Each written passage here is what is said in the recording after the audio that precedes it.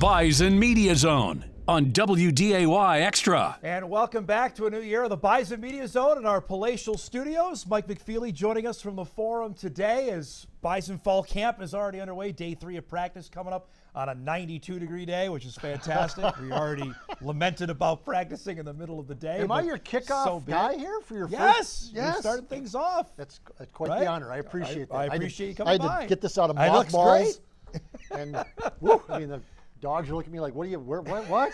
Is that a golf shirt and shorts today? You're not going with the usual summer costume? Looking good. Final day of July. Fall camps are happening all over the country. We're officially now 29 days away from the Bison Opener Colorado. We're going to hit on some topics we'll talk about for most of fall camp, but the excitement that we mentioned when Tim Polisic got hired, I think now, Mike, it's starting to really pick up. I know there's a ton of interest in this Colorado game, and it's only going to get higher between now and August 29th. Yeah, I've talked to some former players, some alumni, some boosters of North Dakota State, and the theme is the same. I'll always ask them, so what do you think about what you're hearing or seeing with the Bison? And the first thing that they say is, I really like the new coach because he is everywhere all the time, and he is nonstop.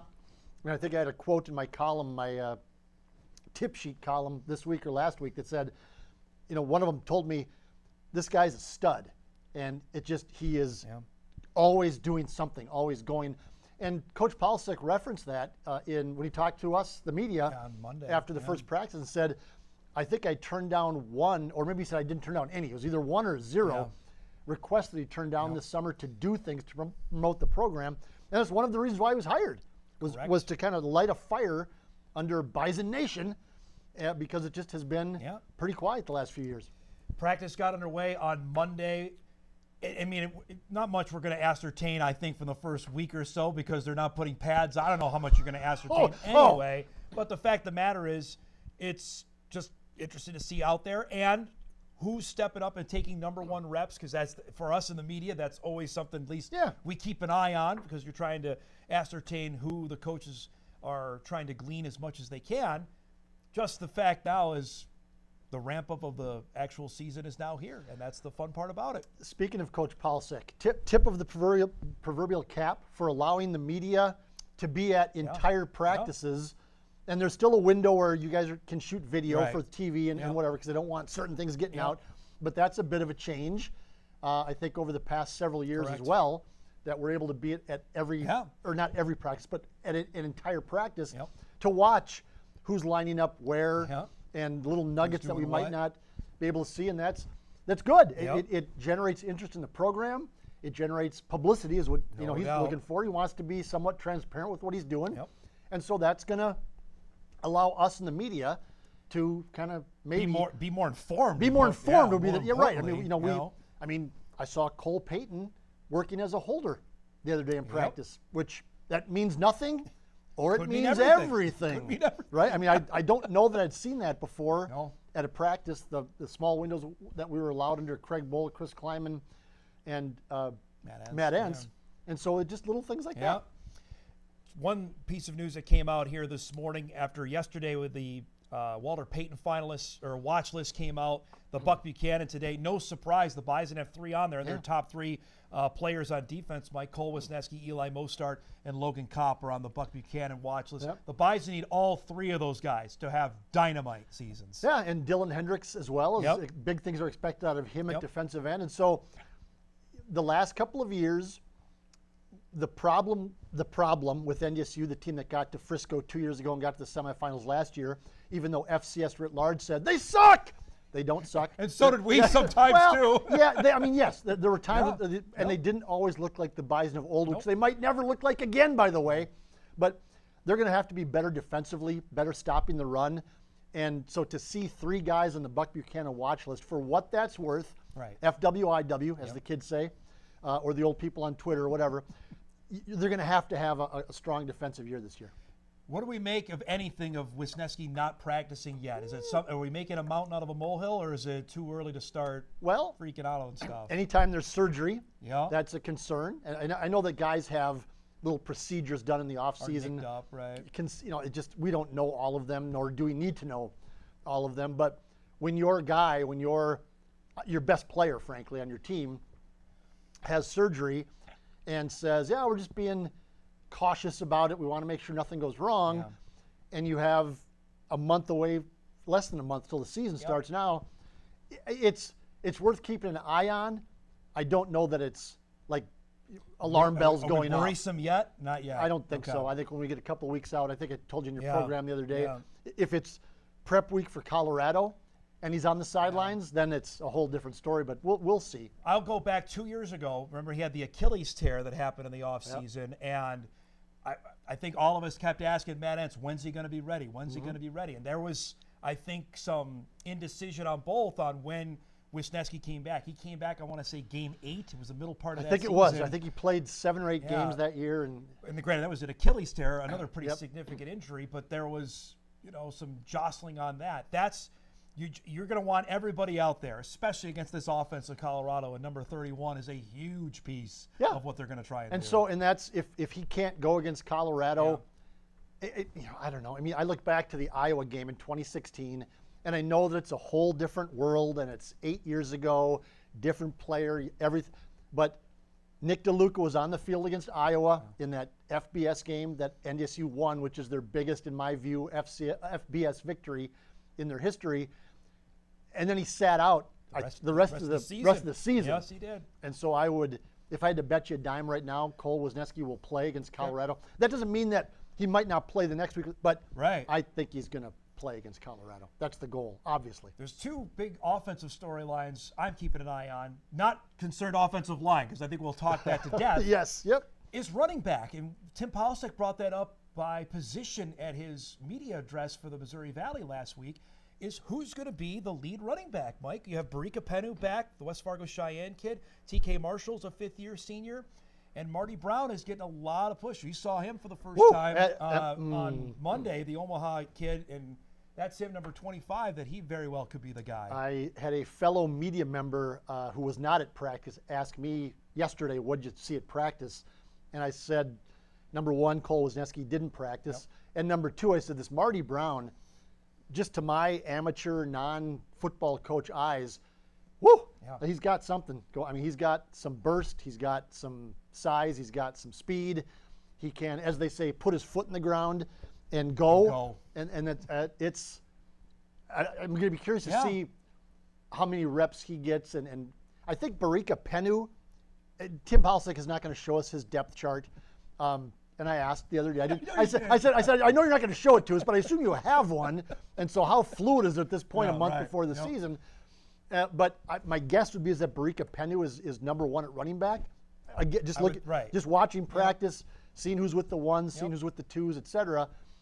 But Marty Brown was getting some attention with the 1st and 2nd team, and so we'll see where that goes. He was highly touted. He redshirted last season. I think if there was an opportunity, he could have played last season had things worked out. At least played maybe in the 4 games, Mike, to get him some seasoning. But always the thing at the running back spot is how well can you pass block? How well can you do that? That's going to lead you to get on the field. And that was the other thing, as I was standing on the sidelines watching some pass blocking as they were in the indoor facility.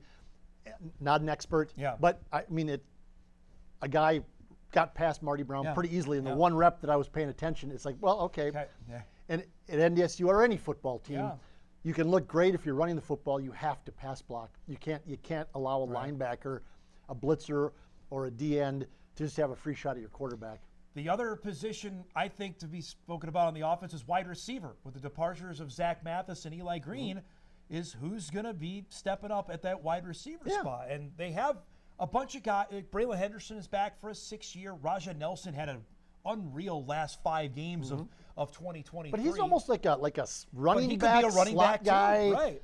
I mean, he's kind of like a jack of all trades. On Carson Hegerly and Makai Collins, Bryce Lance, they think is finally ready to There's the name step. I've heard a lot, just talking to people around the program, you ask them, so who might pop this year?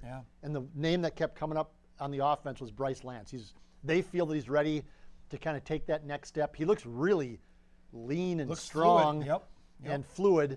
And he played quite a bit last year. I mean, for a kid in his position. But he's the guy they are hoping would be the bigger receiver. I think Bryce is 6'4", I want to say, 6'5". He's got a growth spurt. So he's not a 6'7" Zach Mathis, but I think they view him as maybe that the not the possession receiver. That's the wrong word. That's the 1970s NFL word. But we're not talking Steve Largent here.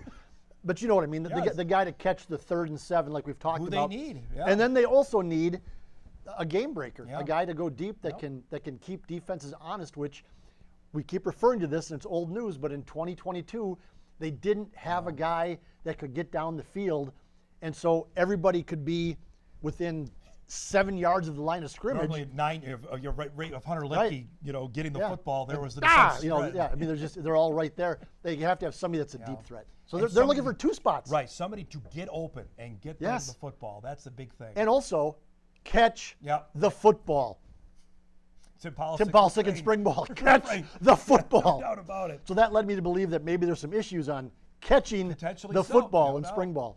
The schedule in itself, you're drawn to the Colorado game to start. We were just visiting off air about the non-conference games. The Towson's coming here Yep. out of the CAA. Tennessee State will be here with Eddie George. The Bison are going to go to East Tennessee State, who has a new head coach, Trey Lamb, who left. Gardner Webb is now taking over at East Tennessee State. I think that first Valley game, Michael, at Illinois State, don't sleep on that Oh, one. no, You're no. high on the Redbirds. That Yeah. could be an awfully tough game. Absolutely. Look, if they win or lose at Colorado, obviously a win is massive, historic, national. Right. They're going to be the talk of college football for At least a few days. at least Yep. a couple of days for doing that. If they lose or struggle against any of the other 3 non-conference teams, then the alarm bells can start going off, Correct. and it's like, wow, I mean, there's something really wrong. I don't expect that to happen. But that first game is going to be a toughie. And those first 4 games Yes. are all going to be challenging, which is you got to play the games. Right. And it's NDSU, so if you want to be a national champion, which is their standard, then you're going to have to run the gauntlet at some point. And I'll remind everybody, if you want to be upset at anything, Western Illinois leaving added Illinois State onto the schedule because originally Illinois State was okay. not going to be on the 24 schedule, but when Right. Western left, the schedule makers went back on and slid Illinois State on there. And that's going to be a dynamite game. It You is, want yep. good football It- games. yep. That's going to be a good one. And again, fans for 10 years now have said, oh, everything's Right. so boring. Well, Illinois State they're looking for a quarterback still, I think, but everywhere else they're pretty Yep. darn solid. They have a top-notch running back who was a transfer last year from Northern Illinois, and they're going to be good. And they follow that up then, their second yeah, game. you have UND, then at SIU, and then the Jackrabbits. Yeah, I mean, that's a good. If you get past that first half of the schedule or first half plus of the schedule with 1 loss, so if you're 7-1 if going there, if somehow they're 7-1 after South Dakota State, look out. you're looking at a Yep. top 2 seed, Yep. maybe a number 1 seed. South Dakota's going to be That a game toughie. at the end too. The South Dakota That could mean game a lot be for both a teams. lot on the Could be a line lot for there. both. Yep. It's going to be an entertaining season. I wrote that the other day. Yep. It's whether they end up 8-4, which is a possibility looking at that schedule, or whether they end up 10-1, which I that's a tough go to be 10-1. But 9-2, Yep. that's pretty good. That's going to be a top 4 seed if NDSU goes 9-2 with that schedule. That's entertaining. Absolutely. You don't know what's going to happen on half the games. They could go either way. That's fun. That's what you right. wanted. That's exactly You what didn't want them to No. win. I remember Matt Entz last year asking me, what do you hear out there? You know, Yeah. why? It was in relation to the attendance drop. He's like, what do you hear? And I said, what I hear, including my own household from my daughter, is the games are boring because you win. 'Cause you know you win. Too much. And he says, could you ask your daughter what the proper sweet spot is for a point differential? Because if the game is too close, I'll show you my email inbox. If the game is too much, then people are bored. So could you give me that number? And maybe we'll just try to play to win by that, 12 points with a late touchdown or something. Whatever the Vegas line is, that's the one. That's what it is. He didn't mean No, it I like know that way, obviously, but he No. was just saying, Yeah. give me the number Yes. that will keep people entertained. Yet we still win. Right, correct. Because if we lose, Then- then I got people calling for my head. But if we win by 40, then they're it's- unhappy because they're bored. He goes, I don't know what to Unbelievable do. situation. There's no doubt. We'll break. We'll come back. Talk some Bison hoops scheduling news, and of course the Bison at the Olympics as well, with that guy about to throw later this week. We'll wrap up the BMZ right after this. Welcome back, everybody, here on the Bison Media Zone. That guy, graduate of North Dakota State, who won 2 national championships with the Bison, will be throwing in the shot put, McFeely's favorite event, coming up Friday, the preliminary round. That may be the toughest Team USA team to make with Ryan Krauser, who's the world champion, the world record holder, Joe Kovacs, who's tremendous as well, and Peyton are the top three. That might be the order of finish. Well, right. I mean, the medals. Otterdahl is this world-class guy, and he's like the third best guy in the country only. It's like, well, okay. However, he's friends with Snoop Dogg. I saw that. He's friends with Snoop Dogg, man. Got a photo with Snoop How about over that? there. That's awesome. It's fantastic. That's just great. The fact he's going there for a second time is remarkable in its own right, and that event is legit. That'll be coming up Friday afternoon is the preliminary round and the final on Saturday.